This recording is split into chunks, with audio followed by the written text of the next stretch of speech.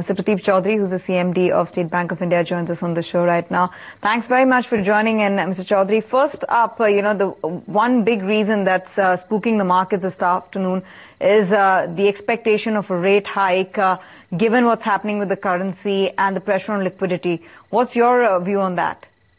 No, I think rate hike has already happened because not through the front door, but through the back door it has already happened. Because the repo rate today effectively stands at 10.25 and the CRR has also been hiked to 4.25. So I don't think there is much room in rate hike. Rate hike in a way has already happened. What about an official hike in CRR? Let's see if that happens because that would make the liquidity situation still tighter. What are your expectations, Mr. Chaudhary, on how the situation can be tackled from here, given the... Because, when we met RBI last, they said these are temporary measures, which I sought to interpret as saying that they would be rolled back. So at no point did they indicate that the measures could be harsher. Right. Mr. Chaudhary, we heard the RBI say that if indeed the currency were to cross 62 odd levels, then they would be forced in a way to hike the rates. You don't think that's a possibility? You believe the rate hikes have already been done? As I don't know. Because by hiking the rate, it has not been possible to arrest. Okay, so I think the real solution to my mind lies in trying to enhance our export capability. And to the extent the banks can do it and RBI can do it is to increase the export credit refinance.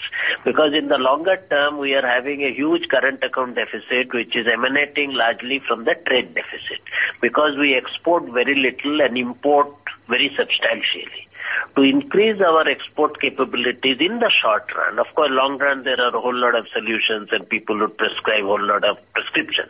But in the short run, I think if we increase the export credit refinance available, that would give a huge support to the exporting community.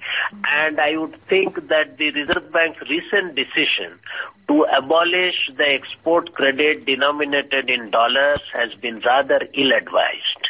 If that dollar refinance continues, then exporters should be in a greater hurry to repatriate the proceeds.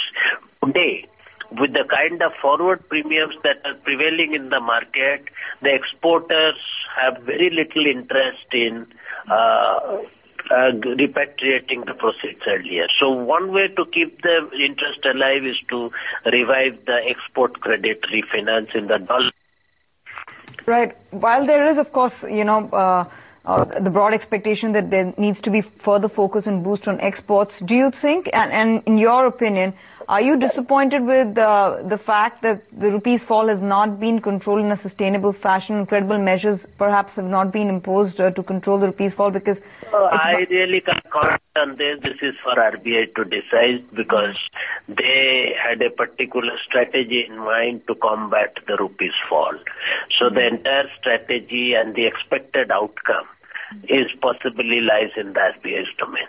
I'll tell you the reason behind asking that question, sir, because, on the expectation that the rupee's fall would be stemmed, we saw the market rallying a bit and perhaps, breathing a sigh of relief. But since the rupee has worsened and has hit record levels, the market has fallen considerably over the last 2 years. There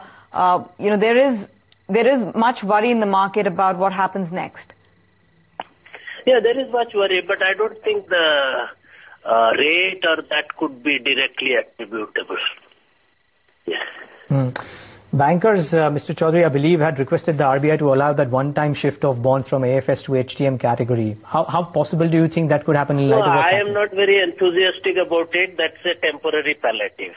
And I think RBI, we made a request, but RBI possibly, I do not know how far they would be willing to accept. And all this, HTM, the valuation of securities, I think we will be missing the woods for the trees.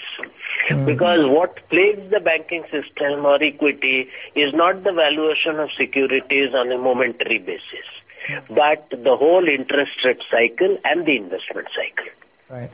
Okay. The other bit is, I know you mentioned that, you find it difficult to digest the fact that there could be a rate hike. I'm just working with an assumption, sir, that if there is a rate hike, be it a CRR or be it a repo hike or a combination of both in the worst case scenario, how would you as a banker react to that? No, I would go along with any hike. But my only request is that it should be done in a transparent and clear manner. The rate hikes that have happened in a roundabout manner. The repo for the website has not been changed. It has been kept at 7.25, but in reality it has been made 10.25. When you do similarly, the CRR already stands enhanced to 4.25. But in a roundabout and in a procedurally complicated manner.